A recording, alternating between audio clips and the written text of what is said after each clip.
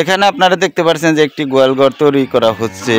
মূলত এই ঘরে কয়টা গরু পালন করতে পারবেন সে বিষয়ে কিন্তু আজকে আপনাদের প্রিয় দর্শক আসসালামু আলাইকুম। আর একটি নতুন ভিডিও নিয়ে চলে আসলাম। তবে ভিডিওটা একটু ভিন্ন ধরনের। আমাদের গ্রামের ভিতর অনেকেই কিন্তু এখন গরু পালন করতেছে এবং গরু পালন করে কিন্তু সকলেই সাকসেস হচ্ছে।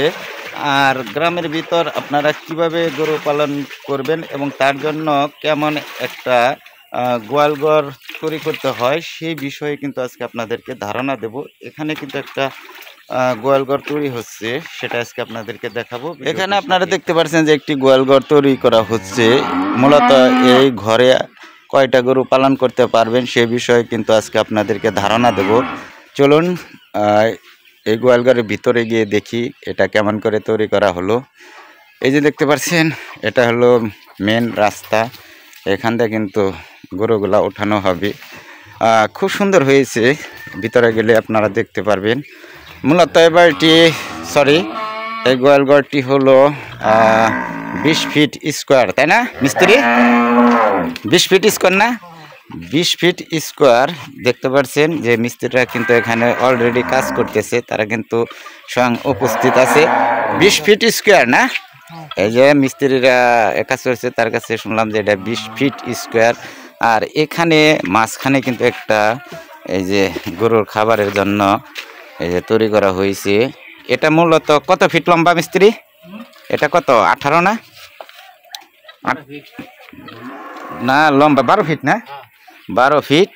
যাই এখানে আপনারা 4টা গরু পালন করতে পারবেন। গ্রামের ভিতর এখন আমাদের দেশে প্রায় মানুষই গরু পালন করতেছে, কেউ গাভী কেউ ষাঁড় গরু পালন করে কিন্তু অনেকে সাকসেসফুল হচ্ছে, অনেকেই আয় উন্নতি করতেছে।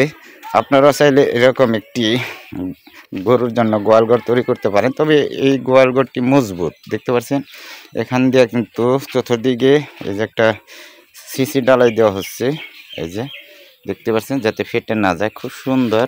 আর এই দুপাশে খোলামেলা জায়গা যথেষ্ট পরিমাণ, আর নিচে যে ঢালাইগুলো খুব মজবুত করে দেওয়া হয়েছে।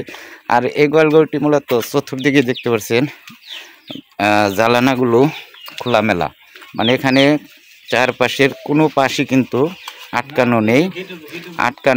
গ্রিল দিয়ে এগুলো কিন্তু গেট হবে, তাই না? গ্রিল দেওয়া হবে চতুর্দিকে, মানে এমন একটা পরিবেশ। এই যে দেখতে পাচ্ছেন এটার বাহিরে কিন্তু খোলামেলা পরিবেশ, দক্ষিণা বাতাস আসলে কিন্তু গরুগুলো খুব শান্তি এলে এখানে থাকতে পারবে। আপনারা চাইলে এরকম একটি গোয়ালঘর দিতে পারবেন। আর এরকম একটি গোয়ালঘর দিতে কত টাকা খরচ হতে পারে মিস্ত্রি আনুমানিক আপনি জানেন না? কত টাকা খরচ হতে পারে? 2 লক্ষ টাকা না? অল কমপ্লিট না?